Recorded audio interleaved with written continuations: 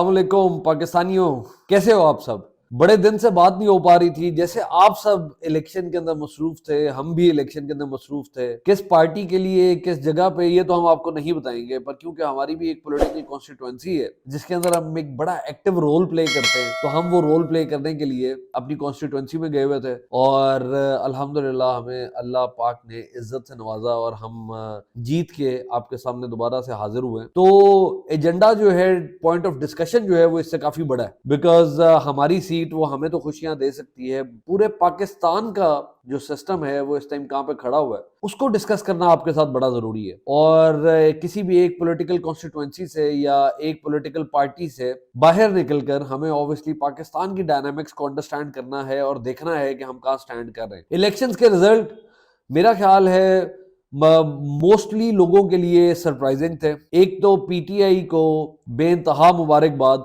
PTI के workers ने और पीटीआई के वोटर्स ने कमाल कर दिया, जिसका एक खतरा हर किसी को नजर आ रहा था और पीटीआई का वर्कर पुरुमीद था, वो अपनी उम्मीद पे पूरा उतरे और जो बाकियों को खतरा था उन्होंने वो खतरा साबित किया। ओवरवेलमिंग मेजॉरिटी ने वोट किया है पीटीआई के लिए।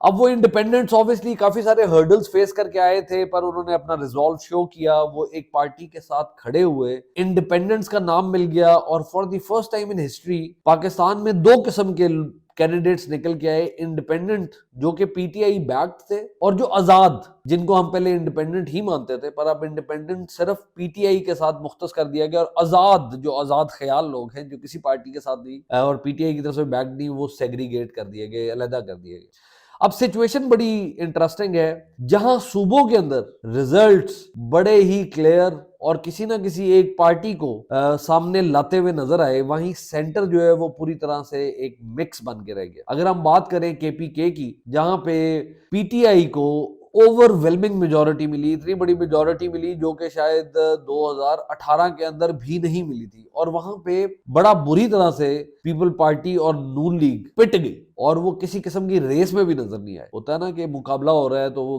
कहीं ना कहीं आप एक दो सीटें या कहीं कंपटीशन बिल्ड कर पाए, नहीं कर पाए। तो एक चीज तो साबित हो गई कि इमरान खान की पिछले 10 साल की हुकूमत जो कि केपीके के अंदर रही है, केपीके की अवाम चाहती है कि वो हुकूमत आगे प्रिवेल करे और इमरान खान को वो अपना लीडर मानते और समझते हैं और उसी से हुकूमत करवाना चाहते हैं। जब आप पंजाब की बात करते हैं, वहां पे भी एक अच्छी मेजॉरिटी पीटीआई के जो इंडिपेंडेंट्स हैं उन्होंने एक अच्छी खासी हेल्दी अमाउंट ऑफ सीट्स निकाली, जो कि 116 सीटें निकालने में कामयाब हुए। ऑल्दो वो हुकूमत बनाने के लिए काफी नहीं है, क्योंकि वहां पे आपको एटलीस्ट 149 सीट्स जो है वो दरकार होती हैं हुकूमत बनाने के लिए पंजाब के अंदर, और उसके क्लोजर जो है 137 सीट्स के साथ पीएमएलएन खड़ी हुई है, जबकि 22 आजाद लोग हैं जो कि पीटीआई बैक नहीं थे, आजाद इंडिपेंडेंट लोग थे, और उनका टिल्ट जो है नजर आ रहा है, जिसमें से अभी 5 लोग ऑलरेडी पीएमएलएन ज्वाइन कर चुके हैं और मजीद उम्मीद की जा रही है कि पीएमएलएन को ही ज्वाइन करेंगे। तो पंजाब के अंदर जो हमें आगे होता हुआ नजर आ रहा है,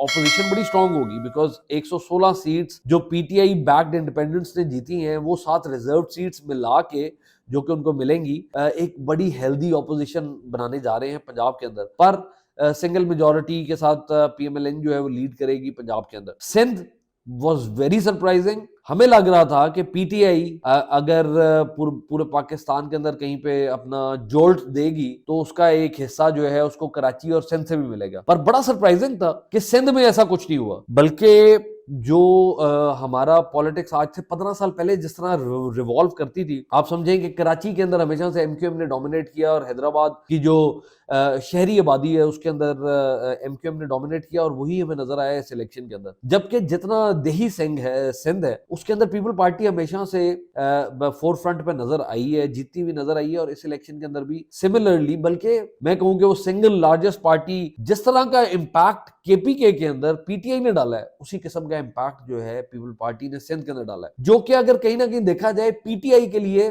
शायद वो एक छोटी सी डिसअपॉइंटमेंट हो सकती है। बिकॉज कराची से हम एक्सपेक्ट कर रहे थे कि कराची और जो सिंध, बाकी देही सिंध के अंदर से भी हम एक्सपेक्ट कर रहे थे कि पीटीआई जरूर टफ कंपटीशन देगी, बट ऐसा नहीं हुआ। और एक और जगह जहां पे शायद पीटीआई का वजूद नजर नहीं आया, वो था सूबा बलूचिस्तान का, और पर वहां पे कोई सिंगल लार्जेस्ट पार्टी भी इमर्ज नहीं कर पाई, जहां पे पीपल पार्टी ने, जेयूआई ने और नून लीग ने अच्छी सीट्स जो है सिक्योर की। और ऑब्वियसली वो कोई सिंगल पार्टी वहां पे हुकूमत तो नहीं क्रिएट करने जा रही। सेंटर की तरह बलूचिस्तान के अंदर भी मिक्स्ड गवर्नमेंट होगी, कोलिशन गवर्नमेंट होगी, जिसको शायद, क्योंकि पीपल पार्टी की 11 सीट्स हैं और नून लीग की 10 सीट्स हैं, लीड्स शायद पीपल पार्टी ही कर रही होगी वहां की गवर्नमेंट को। बट एनी हाउ, बात यह है जी, अभी हमें चाहिए क्या? हमें चाहिए स्टेबिलिटी। हमने आपको मोटे मोटे जो डायनामिक्स हैं कि कौन सी पार्टी कहां पे हुकूमत करने जा रही है वो तो आपको बताए। सेंटर के अंदर सिचुएशन कुछ ऐसी है कि नून लीग इनिशियली तो 74-75 सीट्स के साथ स्टैंड कर रही थी, जो कि उन्होंने खुद विन की, पर पीटीआई का नंबर जो है वो 93 का था। जो इंडिपेंडेंट बैक्ड बाय पीटीआई थे वो 93 थे।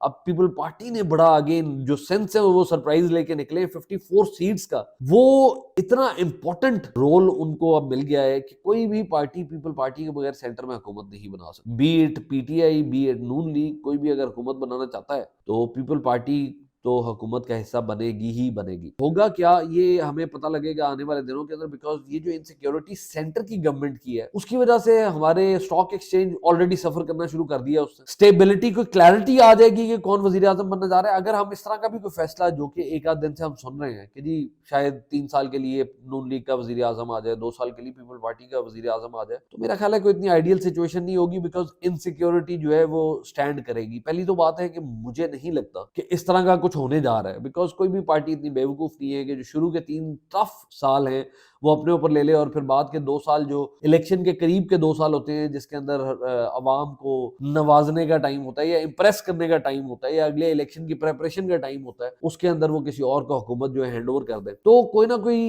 तो हमें डिफरेंट फार्मूला नजर जरूर आएगा, पर वो क्या होगा इसके ऊपर आज भी पीपल पार्टी की सी बैठ रही है। मुझे लगता है एक आध दिन के अंदर हमें क्लैरिटी हो जाएगी और हम आपको बताते रहेंगे उसके बारे में। होना बहुत जरूरी है। अगेन जिस तरह हमने बात की, हमें स्टेबिलिटी अगर हमें चाहिए अपनी इकोनॉमिक्स के अंदर, हमारे बाकी मामलात के अंदर, तो हमें सबसे पहले डिफाइन करना है कि हमारी डायरेक्शन क्या है, पॉलिटिकल एलीट बनने क्या जा रही है, कौन रूल करने जा रहा है और कितना अरसा रूल करने जा रहा है। तो भाई बाकी बातें हो रही हैं धांधली की और वो होती रहेंगी, बिकॉज मैं नहीं समझता कि आने वाले 100 साल में भी पाकिस्तान में ऐसा इलेक्शन हो पाएगा जिसके अंदर सब पार्टीज कंफर्टेबली कहें कि जी कोई धांधली नहीं थी और इलेक्शन बड़ा क्रिस्टल क्लियर था और हम अपने मैंडेट को मानते हैं और तस्लीम करते हैं। मुझे नहीं लगता ऐसा हो पाएगा, बिकॉज हम लोग अभी उस चीज से बाहर निकल ही नहीं पा रहे कि ट्रस्ट किया जाए वोटर के ऊपर। जिस तरह से वोटर इस इलेक्शन के अंदर निकला है, हमें चाहिए कि हम उसको अप्रिशिएट करें। वो जिस पार्टी के लिए भी उसे वोट किया, हमें पीटीआई की यूथ लग रहा था कि वो शायद डिसअपॉइंट हो जाएंगे, इमरान खान का जेल के अंदर होना,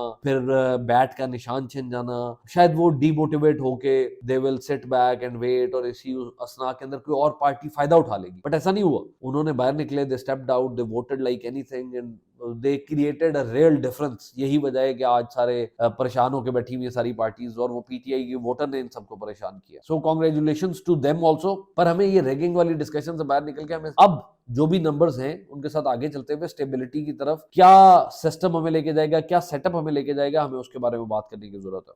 उसके अलावा जी इस इलेक्शन के अंदर जो नजर आ रहा है वो ये आ रहा है कि काफी सारे ऐसे डायनामाइट पॉलिटिशियंस जो समझते थे कि जिनके बगैर पाकिस्तान की सियासत जो है वो कहीं नहीं जा सकता, वो आया जहांगीर तरीन साहब हो या वो सिराजुल हक साहब, ऑल्दो उनकी बड़ी फेयर रेजिग्नेशन है।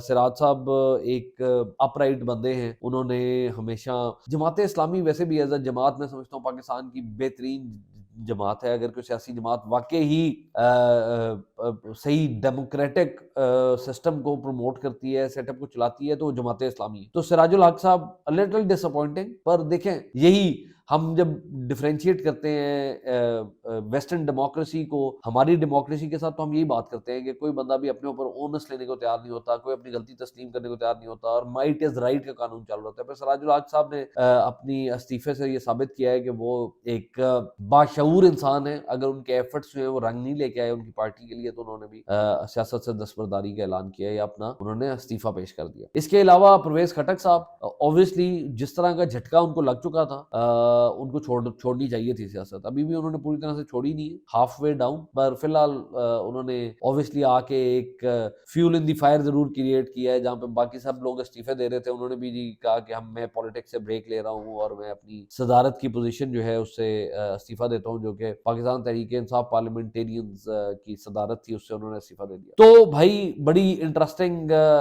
सिचुएशंस जो अनफोल्ड हो रही हैं, हम उसके बारे में बात करते रहेंगे। आप हमारे साथ जुड़े रहें और हम बहुत जल्द आपके साथ शेयर करेंगे जो हम अपने हल्के में गए थे, वहां पे हमने किस तरह की लोकल पॉलिटिक्स को अंडरस्टैंड किया, वहां पे क्या मामला चल रहे थे, वो आपके साथ हम शेयर करते रहेंगे। कुछ चीजें हमने रिकॉर्ड भी की हुई है, वो भी आपके साथ शेयर करेंगे। आपसे रिक्वेस्ट है हमारे चैनल को जरूर लाइक और सब्सक्राइब करें, बिकॉज आपकी सपोर्ट के बगैर हमारा आपके तक ये इन्फॉर्मेशन पहुंचाना जो है वो मुश्किल होता जाएगा। तो बहुत शुक्रिया, बहुत मेहरबानी ये चैनल देखने के लिए, और देखते रहिए। थैंक यू, अस्सलाम वालेकुम।